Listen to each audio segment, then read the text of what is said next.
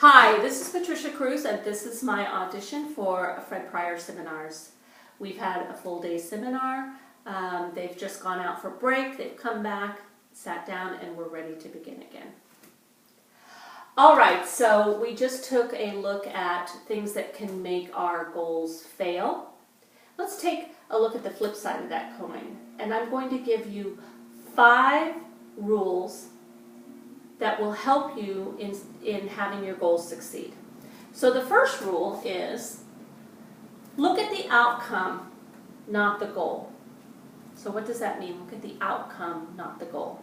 Well, Kristen gave us a great example of that earlier when she said that she had a goal of exercising and she was unable to meet that goal. And when I asked her why she had the goal, she said because she wanted to lose weight. And then I asked her, why do you want to lose weight?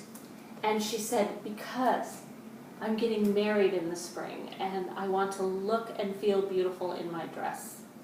And the minute that Kristen said that, you could feel her energy rising. You could see in her eyes an emotional response to the words that she was saying. And that is what you want to look at. That is the outcome. The outcome is not losing weight. The outcome is not exercising. The outcome is feeling beautiful on this wonderful day. So then we went into the brainstorming and you came up with some great ideas. Someone said, skip a couple of desserts. Someone said, take dance lessons rather than exercise because you have to dance on that day anyway. And then Kristen said that she lives about 20 minutes away from work, a 20-minute walking distance, so she could walk a couple of times every week. So all of a sudden, all of these paths open up to the outcome, right?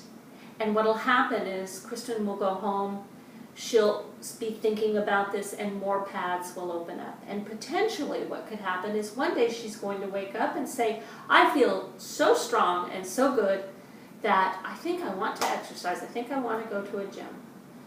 Could happen. So look at the outcome, not the goal. Look at that emotional response, what raises your vibration.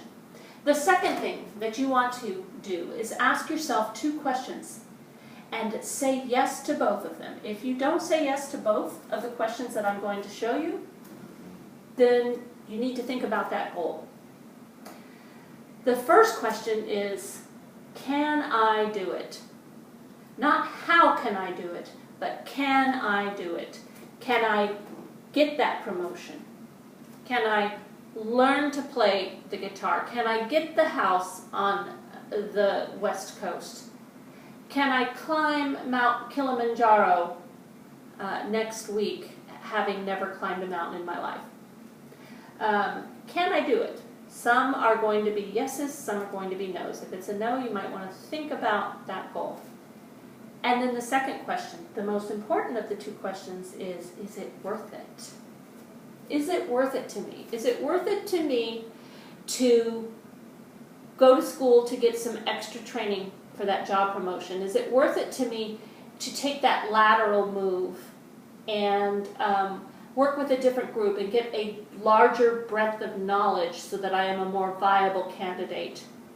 Is it worth it to me to hire an instructor, to learn to read music, to practice every day? Is that worth it to me? And if the answer is yes, then you have a much, much, much greater chance of your goals succeeding. Rule number 3, make a plan. Make a plan. There are so many ways to make a plan.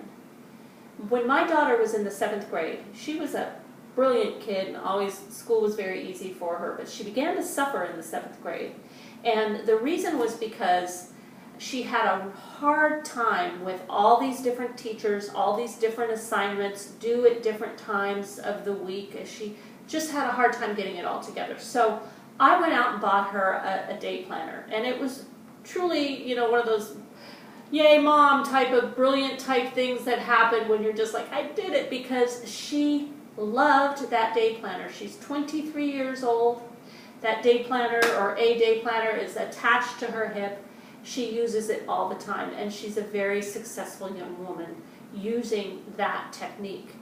Now, her mother, who bought her the planner, does not use a planner very well. In fact, I have a tendency to use it more as a punishment, and that I look and see, oh, I didn't do that, I didn't do that, I didn't do that, I'm not very good. So I don't use a planner. What I do is I take my goals and I put them in the form of a vision, a written vision. And so I have this vision that I can speak out loud 2 times a day, in the morning and in the evening. For instance, for that house in Oregon. I am a savvy businesswoman. I know every penny that is coming in and every penny that is going out. I'm grateful for all that I receive, and I am diligent with everything I spend and give. So much so that money wants to be had by me. At the end of every month, I have enough money left over to put into my house in Oregon fund, and it goes on from there. Every morning and every night, I read that. And then I take a few minutes to sit in a question, and the question is, what can I do today to move myself closer to that reality? What can I do today to move myself closer to that reality? And it could be something as simple as check your checking account. You haven't looked at it in over a week. Look in the computer about land in Oregon. Is there anything that's popped up that's special that you might want to take a look at?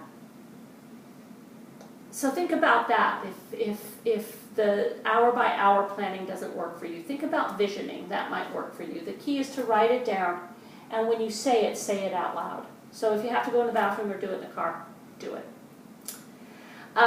Visual people. Make yourself a vision board. Make yourself a great picture representation of the goal. And do the same thing as I do with my words, which is to look at it and then stand there in the question looking at it. You can also do it on a sheet of paper in your binder. It doesn't have to be on a wall or a big beauty vision board. And then ask yourself the question, what can I do to take a step today to get closer to this reality?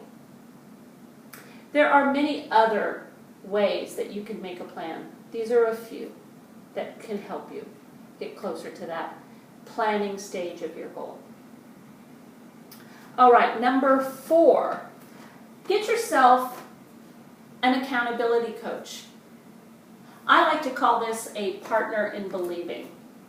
So this is a person, preferably not a spouse or boyfriend or girlfriend or someone so close to you that knows all about you and may have judgment around some of these goals, may be invested in some of these goals in a different way that you are. So find yourself a friend or a colleague that you can call once a week. And these calls will go something like this. At the beginning of the call, you will tell them all that you had done the week before, and at the end of the call, what you're going to be doing the next week. So for instance, you're looking for that promotion.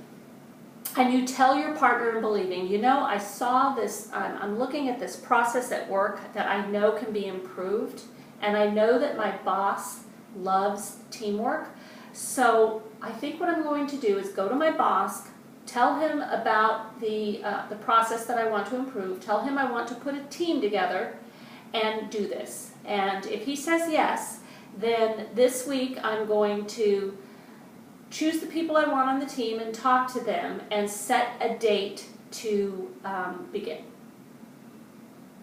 So that's that call. And the next week, when you go back, you're going to give a report as to how well you did. And if you did great, great. And if you need some help or some assistance, or maybe some of those steps weren't the right steps to take, you'll discuss that with your partner in believing and set goals for the next week.